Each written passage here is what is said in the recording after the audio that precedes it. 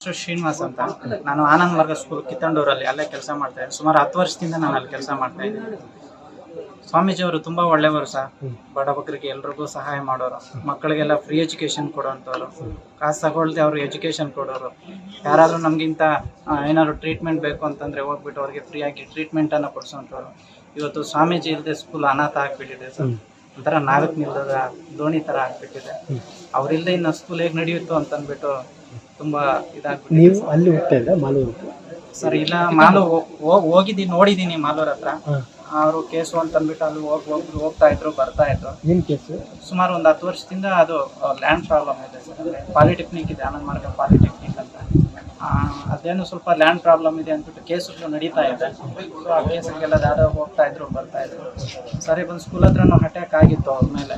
ಮೊದಲೇ ಒಂದು ಸಾರಿ ಒಂದು 4-5 ವರ್ಷದ ಹಿಂದ್ಗಡೆನೆ ಅಟ್ಯಾಕ್ ಆಗಿತ್ತು ಸ್ಕೂಲ್ ಹತ್ರ ಬಂದು.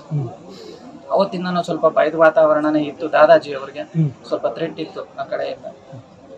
ಹೋಗ್ತಾ ಇರ್ಲಿಲ್ಲ, ಅಲ್ಲಿಗೆ ಹೋದ್ರು ವಾಪಸ್ ಬಂದ್ಬಿಡ್ತಾ ಇದ್ರು. ಏನೋ ವಿಧಿ ಅಂತ ಅಂದ್ಕೊಳ್ತೀನಿ. ನಿನ್ನೆ ಹೋಗಿದ್ದ? ನಿನ್ನೆ 3 ಗಂಟೆಯಲ್ಲಿ ದಾದ ಸ್ಕೂಲ್ ಹತ್ರ ಇದ್ರು.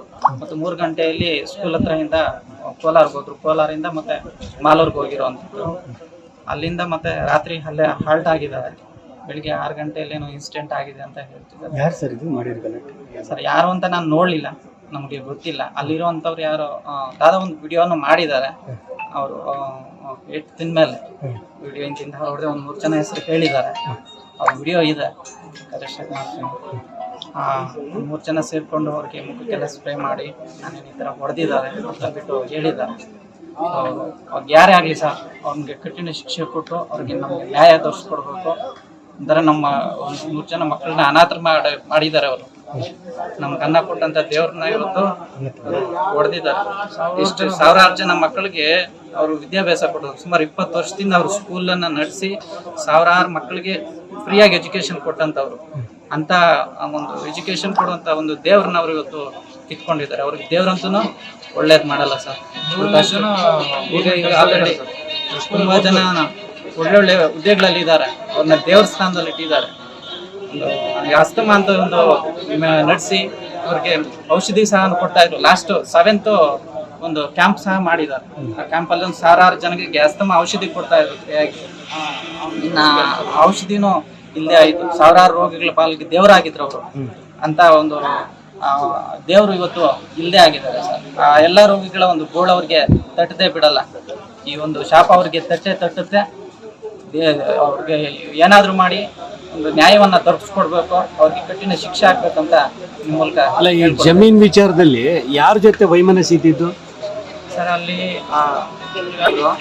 ಧರ್ಮಪ್ರಾಣ ಅಂತ ಇನ್ನೊಬ್ರು ಇದ್ದಾರೆ. ಅವರಿಂದ ಸ್ವಲ್ಪ ಜಗಳ ಆಯಿತು. ದಾದಾ ಅವ್ರಿಗೂ ವಿಡಿಯೋದಲ್ಲಿ ಹೇಳಿದ್ದಾರೆ ಆ ಮಾತನ್ನ. ಅವ್ರಿಗೂ ದಾದಾ ಅವ್ರಿಗೂ ಗಲಾಟೆ ಇತ್ತು. ಅವ್ರ ವಿರುದ್ಧ ಕಂಪ್ಲೇಂಟ್ಸು ಆಗಿದೆ, ಕೇಸು ಆಗಿದೆ, ಕೇಸ್ ನಡೀತಾ ಇದೆ ಸರ್. ಅವ್ರೇನು ಮಾಡಿದ್ದಾರೆ ಅಂತಂದ್ಬಿಟ್ಟು ವಿಡಿಯೋದಲ್ಲಿ ಸಹ ದಾದಾ ಹೇಳಿದ್ದಾರೆ. 8 ಬಿದ್ದ ಮೇಲೆ ಒಂದು ವಿಡಿಯೋ ಮಾಡಿದ್ದಾರೆ ದಾದಾನೇ.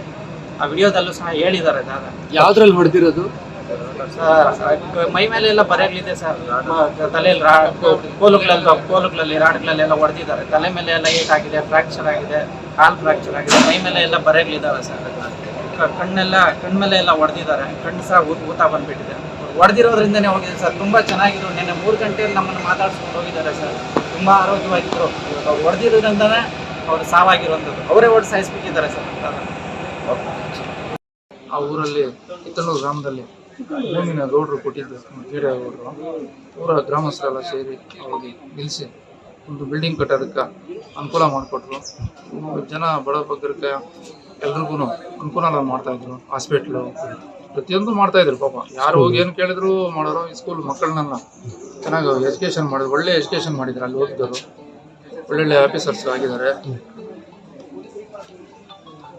ಆನಂದ ಮಾರ್ಗ ಸ್ಕೂಲು ನಮ್ಮಿಂದ ನಾವು ಒಳ್ಳೆ ಹೆಲ್ಪ್ ಮಾಡಿದೀವಿ ಅವ್ರಿಗೆ. ಚಿಕ್ಕಪಟ್ಟಿ ಸಣ್ಣಪುರ ಎಲ್ಲ ಮಾಡಿ ಒಂದು ಸಿಮೆಂಟು ಎಲ್ಲ ಬಡಬಗ್ಗರಿಗೆ ಮಾಡ್ಬೇಕಾದ್ರೂ ಒಳ್ಳೆ ಯಾರನ್ನು ಇರೋರ ಹತ್ರ ತಗೊಂಡ್ಬಂದು ಮಾಡ್ತಾ ಇದ್ರು. ಬೇರೆ ಏನು ಅವ್ರೇನು ಯಾಮಾರಿಸೋದು ಇನ್ನೊಂದು ಏನಿಲ್ಲ. ಪಾಪ ತುಂಬ ಅನುಕೂಲ ಮಾಡ್ತಾ ಇದ್ದೀನಿ ಸರ್. ಹೇಳ್ಬೇಕಂದ್ರೆ ಅದು ಹೇಳೋಕೆ ಆಗಲ್ಲ, ಅಷ್ಟೊಂದು ಚೆನ್ನಾಗಿ ಮಾಡ್ತಾ ಇದ್ರು. ಯಾವ ಪಕ್ಷ ಭೇದ ಏನು ಇಟ್ಕೊಂಡಿಲ್ಲ.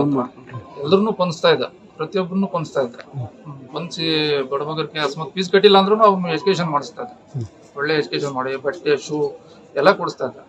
ಈಗ ಅಕಸ್ಮಾತ್ ಯಾರನ್ನ ಕಣ್ಣು ಇದಾಗಿದೆ ಅವ್ರು ಆಪರೇಷನ್ ಮಾಡಿಸೋದು, ಬೆಕ್ಸ್ ಕೊಡಿಸೋದು, ಒಂದು ಕ್ಯಾಂಪ್ ಮಾಡಿಸೋದು, ಪ್ರತಿಯೊಂದು ಬ್ಲಡ್ ಬೇಕಾದ್ರೆ ಬ್ಲಡ್ ಫ್ರೀಯಾಗಿ ಕೊಡಿಸೋದು, ಇಂಥದ್ದು ಹೇಳಕ್ಕಿಲ್ಲ ಸರ್. ಎಲ್ಲ ಅನುಕೂಲನೇ ಮಾಡ್ತಾ ಇದ್ರು ಪಾಪ. ತುಂಬಾ ಅನುಕೂಲ ಮಾಡಿದ್ರು. ಸ್ಕೂಲು ಇಂಪ್ರೂವ್ಮೆಂಟ್ ಮಾಡಿದ್ರು. ಈ ಅದೇ ಮಾಲೂರ್ದು ಏನೋ ಲ್ಯಾಂಡ್ ಪ್ರಾಬ್ಲಮ್ ಇಂದ ಸ್ವಲ್ಪ ಅದು ನಮ್ಗೆ ಅಲ್ಲಿ ಬ್ರಾಂಚ್ ಇದೆಯಾ? ಇದೆ, ಅಲ್ಲಿದೆ. ಒಂದಿದ್ದು 2 ಆಗಿರೋದು.